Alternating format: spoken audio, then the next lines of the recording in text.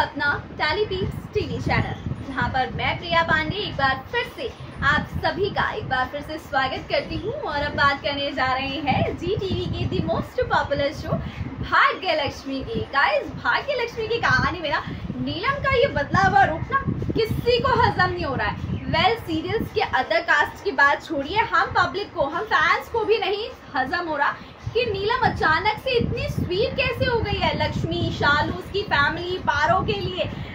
जो भी है, अच्छा तो बहुत लग रहा है कि चलो कहीं तो पारो को उसके हक मिल रहे हैं, लक्ष्मी को उसका हक मिल रहा है, क्योंकि अब नीलम ने डिसाइड किया है लक्ष्मी और पारो को उसका हक दिलाने के लिए वो हर कुछ करेगी, मतलब कुछ भी करने को तैयार है। और पारो को अपनी पोती एक्सेप्ट करने के लिए भी वो तैयार है, सबके सामने अनाउंसमेंट भी कर रही है और मलिष्का को धमकी भी दे रही है कि वो इन सबके बीच नहीं आएगी और इस दिखावे और जबरदस्ती की शादी से वो ऋषि को आजाद करेगी। तो मलिष्का तो इधर बेचैन है, बौखला उठी है और रोहन को लेकर अपना टारगेट जो है ना वो सेट करना चाहती है कि अब कहीं ना कहीं रोहन ही है जो मुझे इस घर में और ऋषि की जिंदगी में रख सकता है। तो बस रोहन के पास पहुंच गई है मलिष्का और उसको जो है ना सबके खिलाफ भड़का रही है। लेकिन तभी कहानी में ट्विस्ट आता है, शालू की आंखें और लक्ष्मी की आंखें नम हो जाती है और वो लोग अपने 5 साल पुराने जो है ना पास्ट को याद करते हैं जिसमें रोहन को उन्होंने खो दिया था। और गलती से नीलम जो है ना सुन लेती है इन दोनों की बातें और पहुंच जाती है शालू के पास, क्योंकि उस वक्त लक्ष्मी इतनी ज्यादा इमोशनल होती है कि वो रोती रोती वहां से वॉशरूम के अंदर चली जाती है।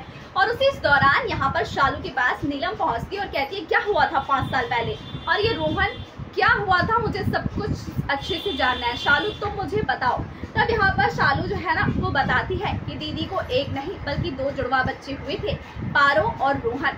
लेकिन 2 साल का जब रोहन हुआ और उसे डॉक्टर चेकअप के लिए दीदी लेकर गई तो वहां पर एक हादसा हुआ जिस हादसे का शिकार रोहन हो गया था। उसके बाद से अब तक दीदी खुद को नहीं माफ कर पाई है कि उनकी वजह से ये सब कुछ हुआ, या उन्होंने अपने बच्चे को जो खोया है ना उसका दर्द वो अब तक नहीं भूल पाई है। और आपके इस रोहन में ना उन्हें अपना रोहन दिखाई देता है। तो ये सारी बातें जो है ना यहाँ पर शालू करती है नीलम से और उसके सामने सारे खुलासे करती है कि 5 साल पहले अतीत में क्या हुआ था।